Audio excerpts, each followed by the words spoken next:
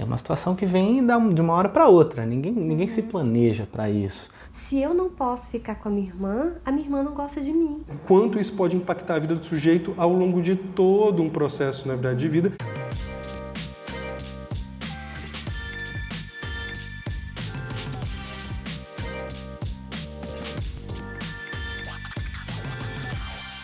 Olá, eu sou a Helena e esse é o canal Simplesmente.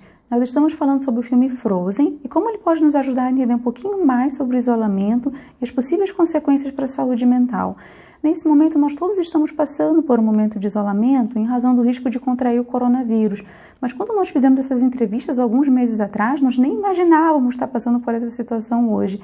E ainda assim, como nós podemos ver no vídeo anterior, essa já é a realidade de várias famílias que, por um motivo ou outro, precisam isolar um dos membros da família. Ao contrário do que acontece no filme, em que a Elsa passa por isso de forma muito solitária, nesse momento nós estamos passando por isso em conjunto. Mas ainda assim, em algumas situações, um único membro da família vai precisar ser isolado dos demais. Isso pode acontecer, por exemplo, em situações de suspeita de infecção ou quando um membro da família precisa sair para trabalhar, como é o caso dos profissionais de saúde e de outras áreas essenciais, e que quando eles voltam para casa eles precisam ter um cuidado extra para não ter o risco de transmitir uma possível infecção para outras pessoas da família. Então agora nós vamos falar sobre as possíveis consequências a curto e longo prazo desse isolamento e mais uma vez nós vamos contar com a participação do psiquiatra infantil, Dr. Tiago Blanco, a psicóloga infantil, doutora Fabiana Gauí e o pediatra, Dr. Alexandre Paz. E como é que essa separação afeta a saúde dos pais?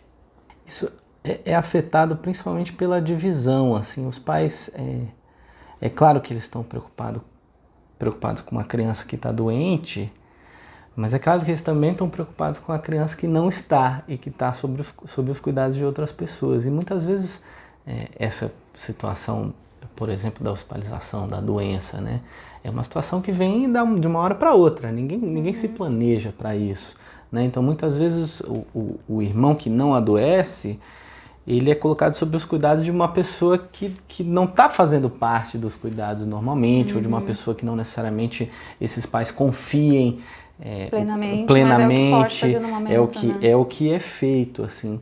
Então, o que a gente vê no hospital é que essa família fica desconcentrada, ela não consegue se concentrar em nenhuma das duas coisas, e os pais ficam realmente muito ansiosos com essa situação. E como é que o hospital costuma lidar com isso? Assistência social pode ajudar? A assistência social pode ajudar, tem no hospital onde eu trabalho tem uma casa de apoio onde a família pode ficar sendo procedente de outros estados, né, não tem que se virar para ter onde ficar, a família pode ficar. O hospital onde eu trabalho tem um programa de voluntários que podem acompanhar a criança doente no hospital para que essa família saia para fornecer cuidados a outra criança. Então são todas assim, iniciativas simples, pequenas iniciativas que podem amenizar bastante o sofrimento nessa hora. Então, que você explicasse um pouquinho melhor, assim, que tipos de consequências, então, isso pode trazer para as crianças, né? Essa separação, essas restrições todas. Bom, consequências emocionais, né? Porque as crianças, os adolescentes não entendem o que está acontecendo. O que a gente fala que é o raciocínio natural e o raciocínio lógico, né? Existe uma diferença. A criança, principalmente mais afetada que o adolescente, tem um raciocínio natural. Então, se eu não posso ficar com a minha irmã não gosta de mim. Sim. Né? Se os meus pais não querem que eu fique com a minha irmã, alguma coisa de errado está acontecendo. Né? E qual que é o raciocínio lógico dos pais? Né? Eu estou poupando e cuidando das minhas duas filhas. A Ana não vai suportar, né, os poderes da Elsa e a Elsa não vai suportar machucar a Ana. Sim. Só que a criança, ela não tem esse mesmo raciocínio. Né? Então fica no raciocínio muito mais o que é que está acontecendo e aí ela faz um raciocínio linear. Se eu não posso ficar com minha irmã, logo é porque ela não gosta de mim. Né? Logo ela tem um problema muito grave, né? E isso não é esclarecido, fica muito na fantasia. A gente vê que é bem isso que acontece com a Ana, né? Ela começa a achar que a irmã não gosta mais dela. Sim. Que a irmã não quer mais brincar com ela na neve. Tá. E a Elsa fica se sentindo perigosa, Sim. né? Estragada, né? Assim, tudo que eu toco, eu estrago, né? Eu causo sofrimento. O que parece muito num quadro depressivo, que assim as pessoas se veem, né? É que ela fala assim, meu sofrimento não tem fim. Eu sou um fardo para as outras pessoas. Eu sou um fardo, eu sou um risco, né? Eu sou uma ameaça, né? Eu sou um estorvo, né? Sim. Que é muito que a gente escuta dos adolescentes ou de qualquer pessoa deprimida, né?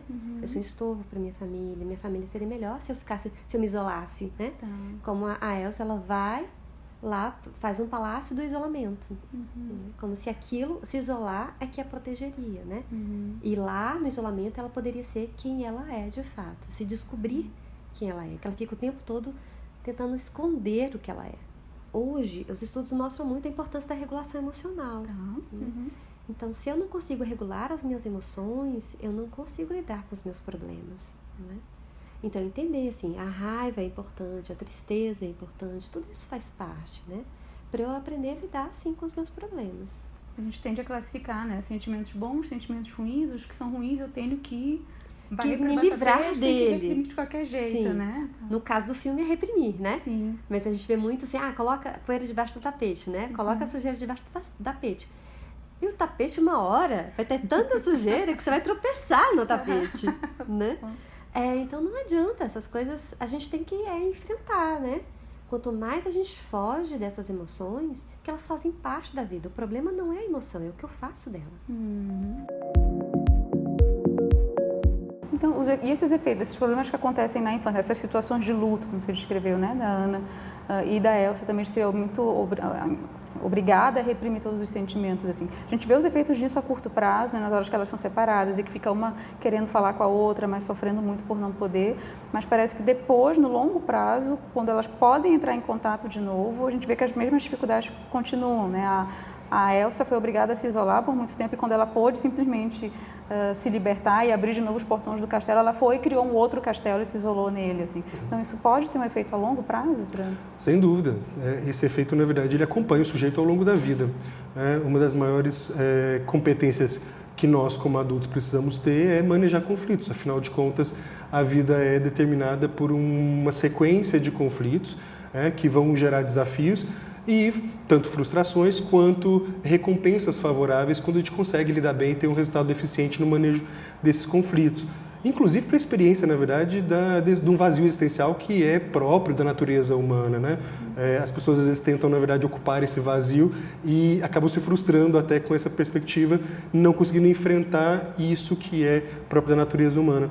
Acho que, no caso do filme, fica muito claro o quanto isso pode impactar a vida do sujeito ao longo de todo um processo, na verdade, de vida, mas lembrando que isso também não é estático, não é porque a gente não adquiriu na infância que nós não podemos adquirir na idade adulta, que é um outro marco super valioso, porque diriam alguns profissionais da área da educação ou da saúde mental até alguns anos, de que a gente precisa, na verdade, formatar essas crianças bem até 7 ou 10 anos de idade, senão a criança teria uma declaração de incompetência social ou alguma coisa assim, o que não é verdade.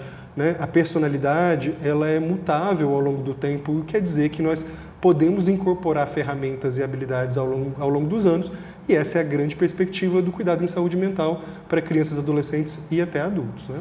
E assim, a gente fica com a impressão de que ela não está entendendo nada do que está acontecendo ali também, né? Exatamente. A Ana, até depois de adulta, né, quando elas admitem, né, no primeiro filme, esse reencontro, né, Ana ainda parece, na verdade, guardar ainda alguma mágoa em relação à irmã, nesse sentido de não ter sido muito bem explicado. Né? Claro que o afeto entre elas ocupa um lugar mais poderoso e traz, na verdade, essa união e essa proximidade de proteção que uma tem em relação à outra, mas, de qualquer forma, no primeiro filme, inclusive, a Ana revive o abandono, né? Quando Elsa, na verdade, vai para as colinas para poder ficar ali, até para proteger a irmã.